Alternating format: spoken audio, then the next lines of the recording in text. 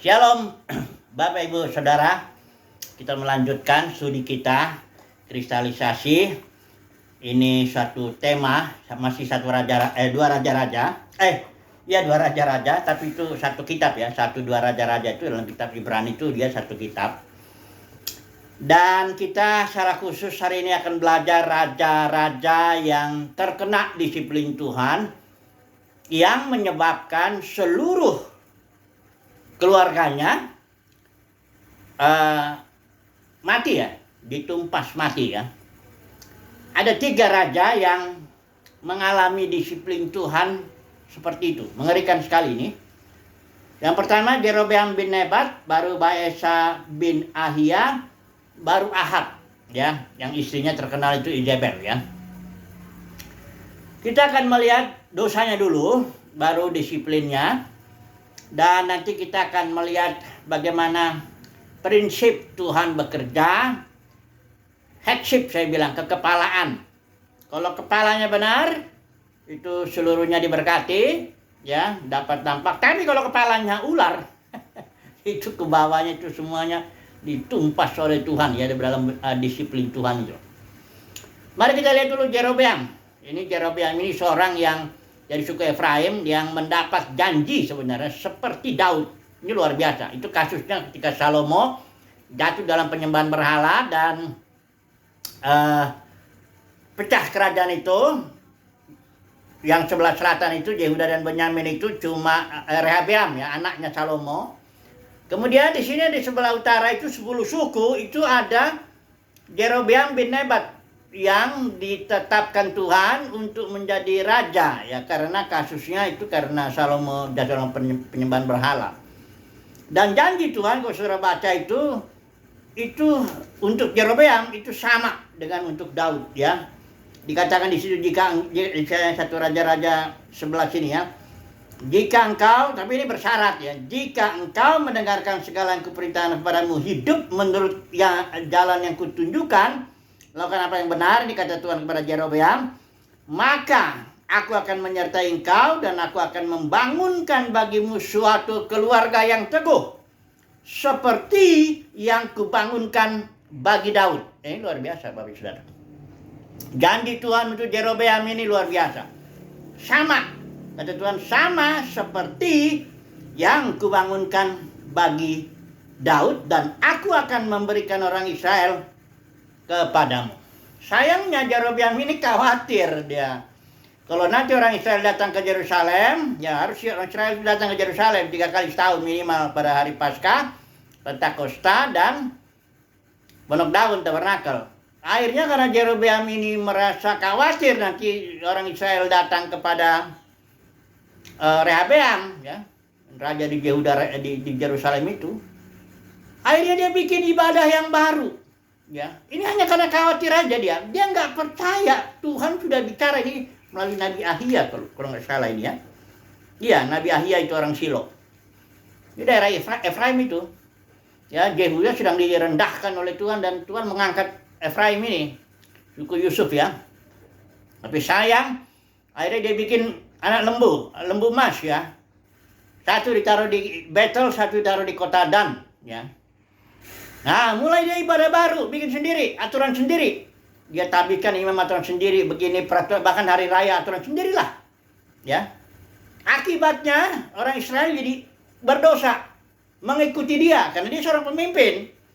Nah, ini bahayanya nih kalau seorang pemimpin melakukan satu kekeliruan, ajaran palsu, diikuti oleh banyak orang, dan dosanya itu beda dengan dosa ya katakanlah maling ayam, maling jemuran zaman dulu. Ya dia korbannya hanya dosa-dosa mencuri begitu. Ini kalau pemimpin dosanya turun ke bawah, dan itu besar di hadapan Tuhan.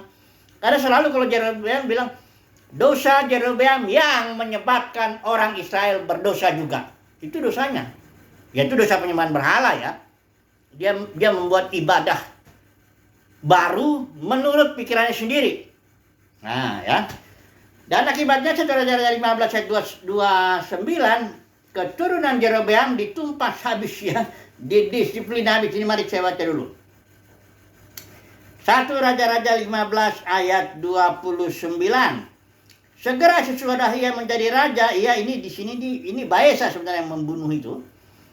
Segera sudah itu yang Baesa menjadi raja, ia membunuh seluruh keluarga Jerobeam bin Nebat itu tadi ya. Tidak ada yang bernafas yang ditinggalkannya hidup daripada Jerobeam sampai dipunahkannya semuanya sesuai dengan firman Tuhan yang diucapkannya dengan perantaran hambanya Ahia orang Silo itu.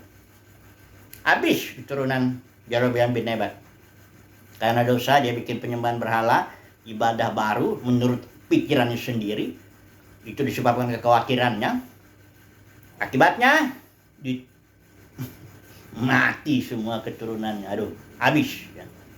Bagi orang Israel ini suatu nggak ada lagi kegagalan seorang bapak yang lebih gagal lagi daripada habis itu semua keturunannya, ya. Kemudian yang kedua, Baesa bin Ahia.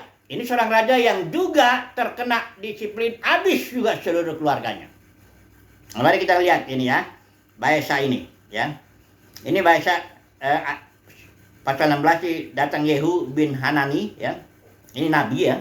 Dia bilang begini.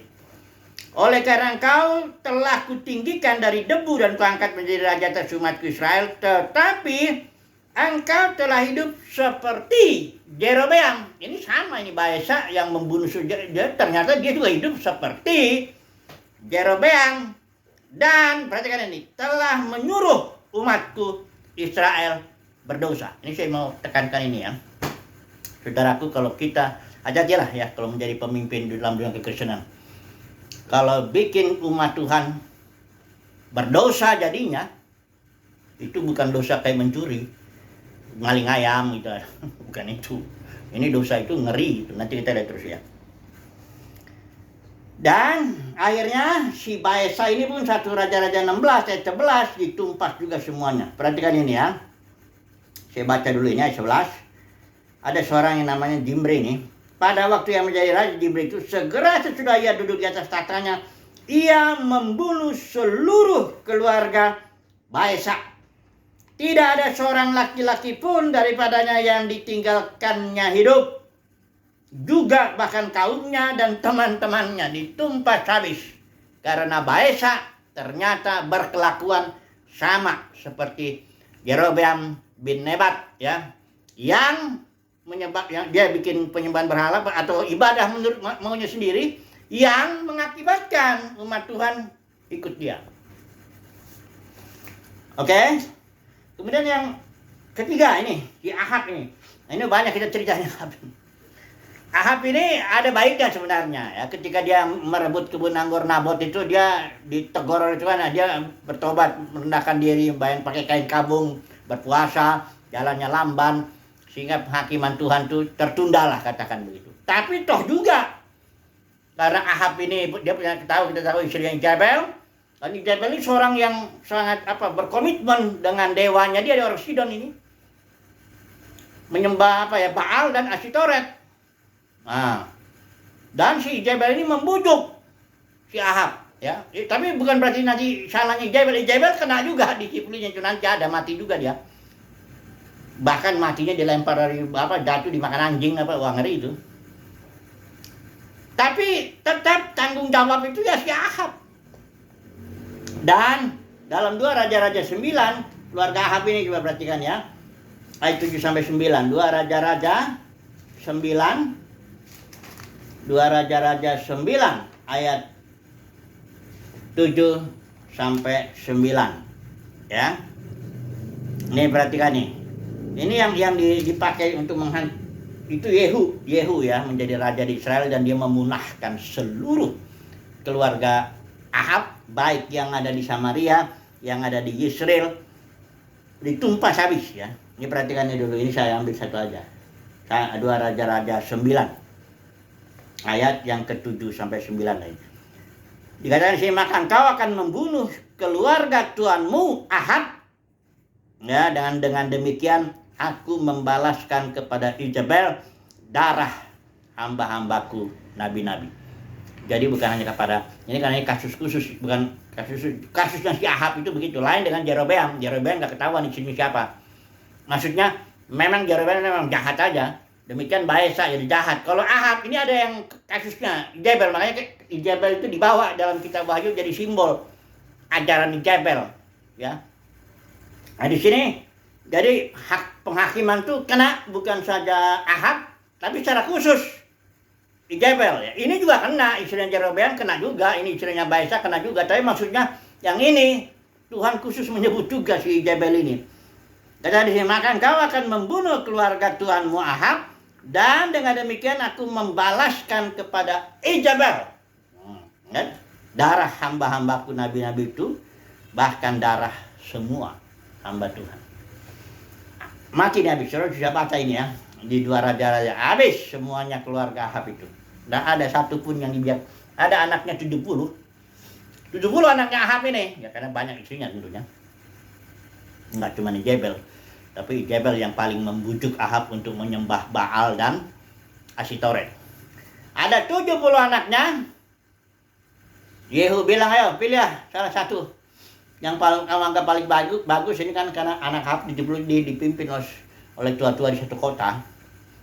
Ya, pilih, berperanglah untuk apa? Nah, akhirnya tua-tua kota itu atau yang orang-orang yang membimbing anak Ahab yang 70 ini nggak berani. Langsung untuk Yehu bilang, kirim ya kepala itu sembelih itu yang 70 itu, bawa dalam satu tempat. 70 anak Ahab disembelih. Aduh, ini nggak tahu lagi lah ini. Ceritanya udah selesai lah ini. Tema kita jadi apa dong? Temanya adalah disiplin bagi seorang bapak.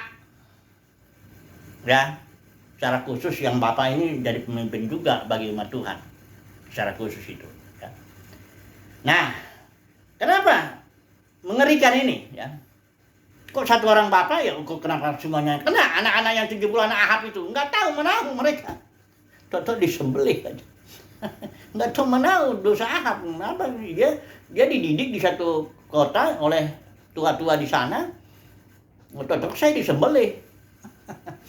Karena dosa Ahab itu, ya. Nah, kita akan sebelum saya masuk kepada headship ini, belajar lagi kembali kepada pelayanan Elia akhir zaman. Ya. Coba saya kutip dulu sebentar. Ini adanya di Maleakhi. Udah kita baca itu sebenarnya. Ini tapi saya baca lagi lah ya. Maleakhi pasal 4 bagian terakhir itu. Sesungguhnya aku akan mengutus Nabi Elia kepadamu menjelang datangnya hari Tuhan yang besar dan dahsyat itu. Maka ia akan membuat perhatian hati bapak-bapak berbalik kepada anak-anaknya dan hati anak-anak kepada bapaknya.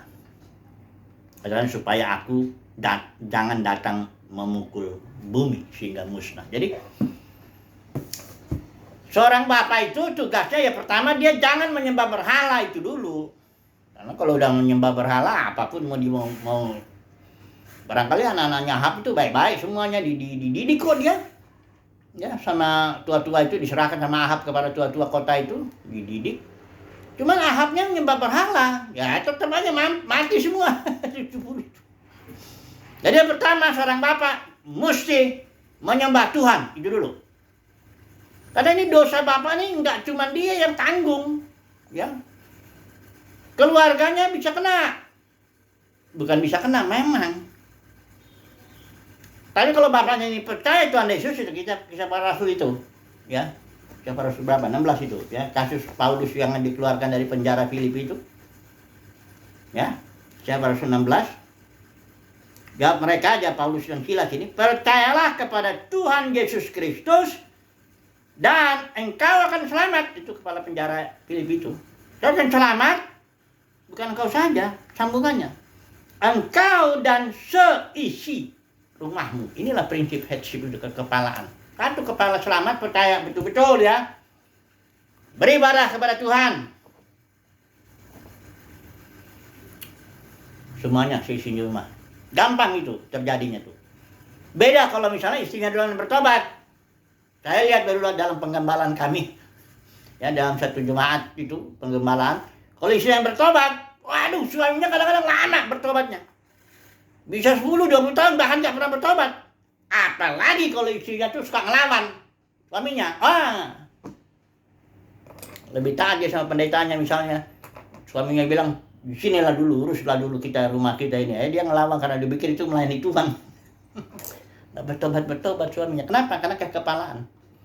Istri bukan kepala rumah tangga, tapi suami. Ya, tapi jadi kalau suaminya dulu percaya, nggak usah banyak ngomong lah dia.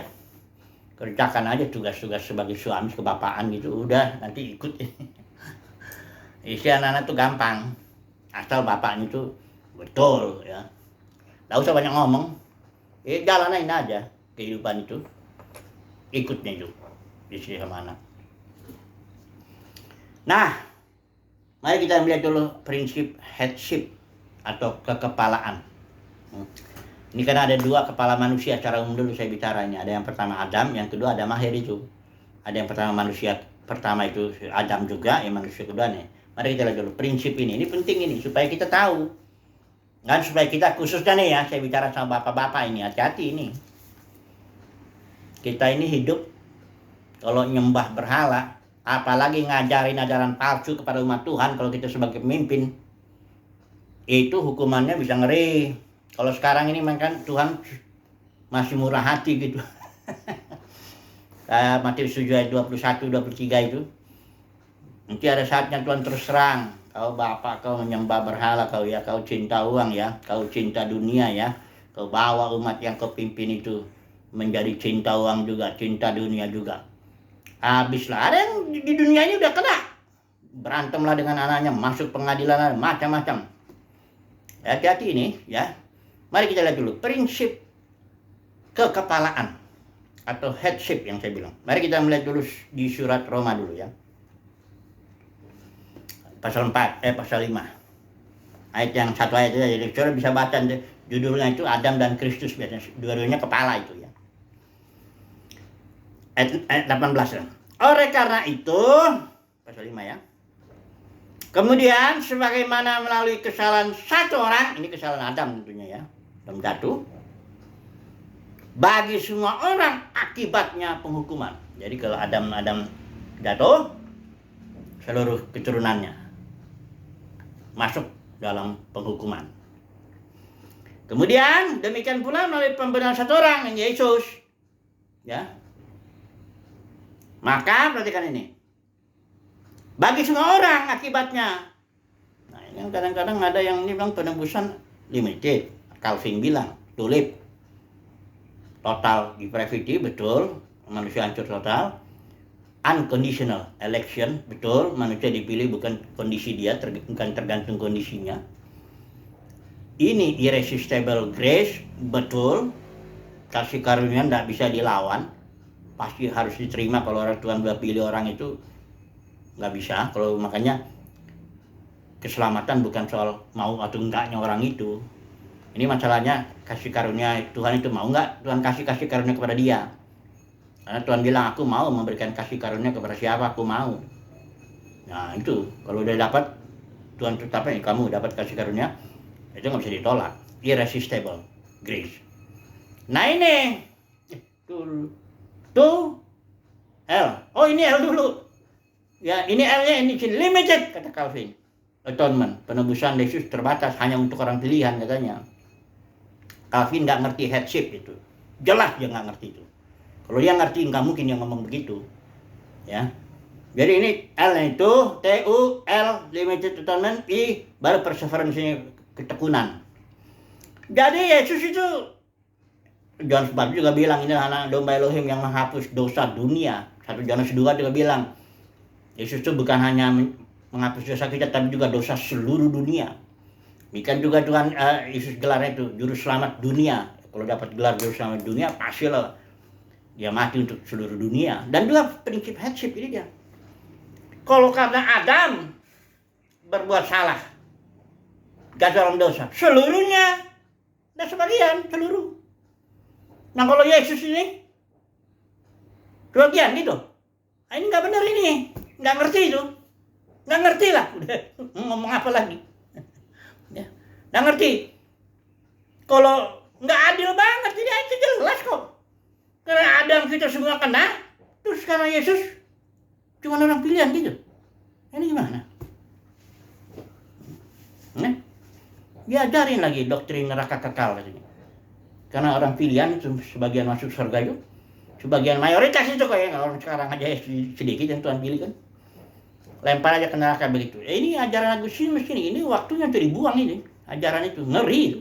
Itu doktrin neraka kekal itu menggambarkan, selain nggak ngerti headship ya, itu menggambarkan Bapa di sorga seperti monster yang mengerikan dengan giginya, taringnya yang besar itu, matanya yang belotot itu, dan dia pukul itu manusia itu, pak, lempar ke neraka selama, ngeri dan sangat menghina kasih karunia Tuhan. Buang itu ya, jangan ajarin begitu. Ntar nanti umat Tuhan jadi sesat gitu. Tapi kalau kenyataannya mayoritas orang Kristen percaya. Saya sudah cerita tuh sejarah doktrin neraka kekal dari mana datangnya. Oke lah, ya. Sekarang kita lihat dulu ini. Jadi keselamatan soal headship sama seperti kejatuhan manusia itu. Soal headship, kekepalan, siapa yang bikin jatuh? Adam. Siapa yang bikin selamat? Yesus. Udah selesai itu. Baca lu kalau mau lihat konteksnya, baca aja. Saya bikin tuh mungkin 100-an video lebih itu, awal-awal video saya bikin tentang keselamatan semua manusia. Ya, tapi ada urutannya nanti. Oke, ini dia hakim. Kemudian kita lihat satu lagi. Ini kan karena dikatakan sini demikian pula melalui pembenaran satu orang bagi semua orang akibatnya pembenaran. Oke, sekarang ini 1 Korintus 15. Saya sudah bicara headship ya. Satu jatuh, semua jatuh. Satu benar, semua benar. Itu prinsipnya. Bahkan lebih lagi. Kalau karena kejatuhan satu orang ini semuanya jatuh, apalagi kasih karunia yang berlaku kalau satu orang benar. Semuanya lebih benar lagi gitu loh. Ya. Mari kita melihat 1 Korintus 15 ya. Kayaknya dalam Kristen itu hati-hati kalau ngajar itu. Karena kita sebagai guru dihakimi menurut ukuran yang lebih berat. Kenapa? Ya karena kita kalau lidah kita ini apalagi medsos ini udah sekali nyebar ya udah kemana-mana itu. Mungkin setelah ya jelas kita mati anak cucu kita ya masih ada dia. Terus kita ajaran palsu kita tuh kalau ngawur itu ya kalau palsu udah ngawur ya. Itu terus itu jadi dosanya terus itu. Ngeri. Saya ketawa ini bukan ini, saya gedek juga kalau udah apalagi dia cinta uang. Nyembah, membuat umat Tuhan menyembah uang. Ya itu dosanya bukan dosa dia doang, tapi bikin umat Tuhan juga dosanya cinta uang. Ya. Macam-macam tuh, padahal udah akar segala kejahatan itu. Coba dong. 1 Korintus 15. Saya baca dulu ini ayat 45 ya. Demikian pula telah tertulis, manusia Adam yang pertama telah menjadi jiwa yang hidup. Adam yang terakhir sebagai roh yang memberi hidup. Adam pertama itu artinya ini living soul ya. Ketika Tuhan menyatukan dia dengan tanah, maka manusia itu menjadi jiwa yang hidup. Jiwa ya. Kemudian Yesus sebagai Adam terakhir itu yang mati di kayu salib. Ya Yesus kan ada ya, Yesus mati di kayu salib sebagai bukan manusia kedua, ini lain lagi nanti saya baca. Tapi sebagai Adam terakhir, artinya menutup, mengambil semua ini, Adam ini ada. Karena Adam itu juga bukan berarti satu manusia, memang betul dia satu, tapi itu juga berarti race, bangsa manusia. Nah seluruh diakhiri di kayu salib, stop. Ya, si Adam ini, semua Adam ini. Yesus mati sebagai Adam terakhir. Dan jadi mati bangkit dia menjadi roh yang memberikan hayat, life giving spirit. Tapi dia memberikan hayatnya enggak sekaligus. Tapi nanti Yesus Yohanes 12 ayat 32. Apabila aku ditinggikan, mati naik ke surga apa? Aku akan tarik, kata Yesus ya. Semua manusia datang kepada. Tapi saat ini enggak. Di zaman ini hanya orang pilihan itulah. Oke? Kemudian tentang manusia ini. Manusia pertama ini dia. Ya, Adam dari bumi karena memang Adam itu kan spirit disatukan dengan apa? Dengan tanah ya kan.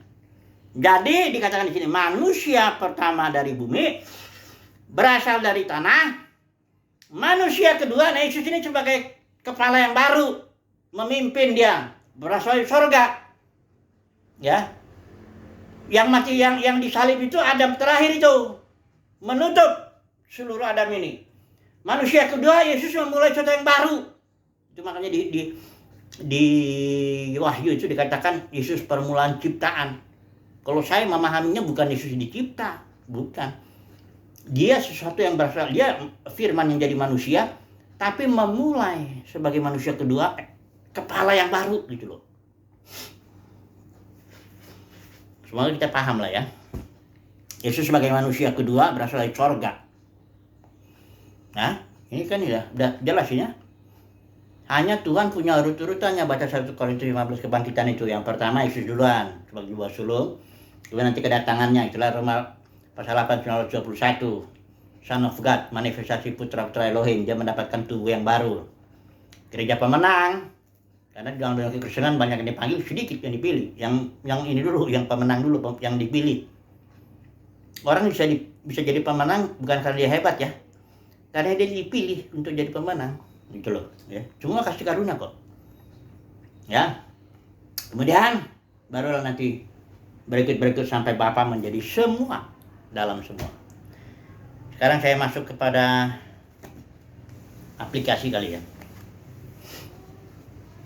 Sekaligus kesimpulan.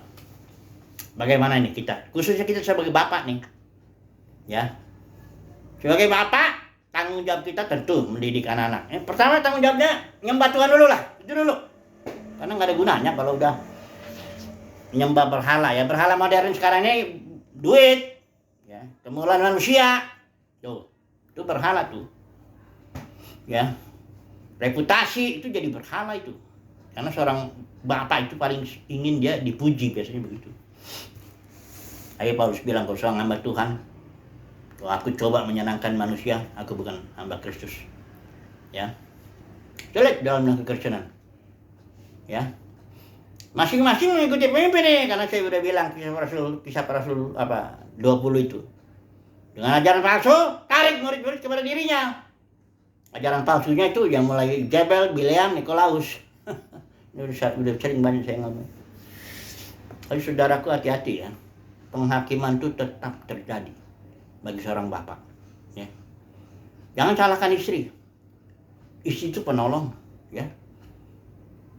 Bagaimanapun dia istri itu tergantung suaminya. Jadi kalau rumah tangga saya gini. Kami punya anak 3. Semua udah kerja. Tinggal nikah aja.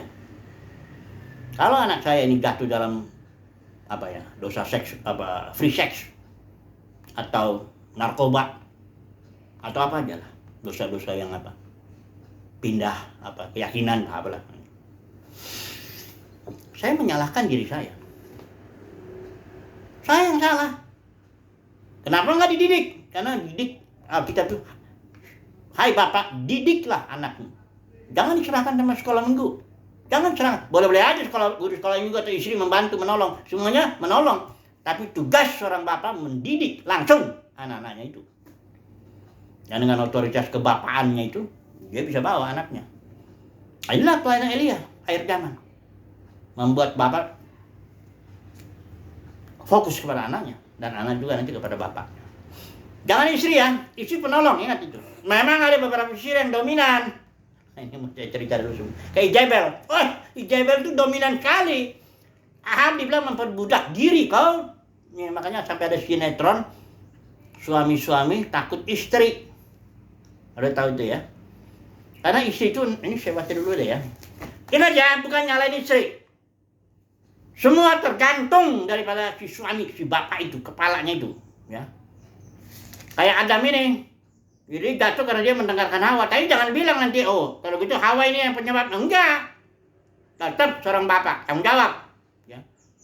Ini jangan suka ngelempar. Ini memang Adam kita ini keturunan bapak-bapak yang suka lempar tanggung jawab nih. Ini Adam nih. Begitu jatuh, kenapa kau makan ini? Ini nih. Perempuan yang kau tempatkan. Jangan gitu ya. Walaupun kita ini keturunan Adam. Tapi kita sekarang sudah menjadi manusia baru. Keturunan Kristus. Kristus ya, kita Yesus ya. Memang perempuan punya kecenderungan begitu. Dia mau dominan, dia mau menaklukkan suaminya. Ini perhatikan pasal 3 ini. Ya, ini istri masih sempat sedikit ya. Ini dikatakan begini, karena wanita ini, ya. Dan dia apa ya? Ini dia. Kamu akan melahirkan anak-anak, tetapi kepada suamimu birahimu tetap. Dan dia akan berkuasa atasmu. Banyak orang pikir birahi ini hawa nafsu seks, bukan itu. Lihat konteksnya ke bawahnya tuh. Dia, di suamimu itu akan berkuasa atasmu, tapi kau punya keinginan melawan terus, gitu loh. Ya, birahi terjemahan itu great desire, kerinduan yang kuat untuk menaklukkan suamimu supaya itu begitu. Ya. Memang beda, tiap istri beda. Ada istri yang nggak terlalu dominan ya. Ada, tapi semuanya itu kena itu ayat itu. Makanya perintah rumah tangga cuman satu sebenarnya perintah itu buat istri itu. Hai istri, tunduklah kepada suamimu. Kalau kita, bapak-bapak ini, kita punya kecenderungan mencintai perempuan yang bukan istri kita. Makanya firman Tuhan, kasihilah istrimu. Dari apapun juga, seorang bapak tanggung jawab. Kalau suatu rumah tangga pecah, anak-anak kacau, tanggung jawab. Dengerin di sini yang ditanya. Waktu jatuh manusia dalam dosa, suami istri itu. Yang ditanya siapa? Apa ditanya Hawa? Enggak, Tuhan tanya, hai Adam. Ya. Di mana engkau? Mana di ayatnya tuh? Pasal 3 itu ya. Pokoknya ditanya Adam lah. Hai Bapak. Mana kau? Jangan kau salahkan istrimu, anak-anakmu. Kaulah yang bertanggung jawab atas segala sesuatunya. Cukuplah dulu ya. Udah bisa dah diambil kesimpulannya ya. Haleluya. Amin.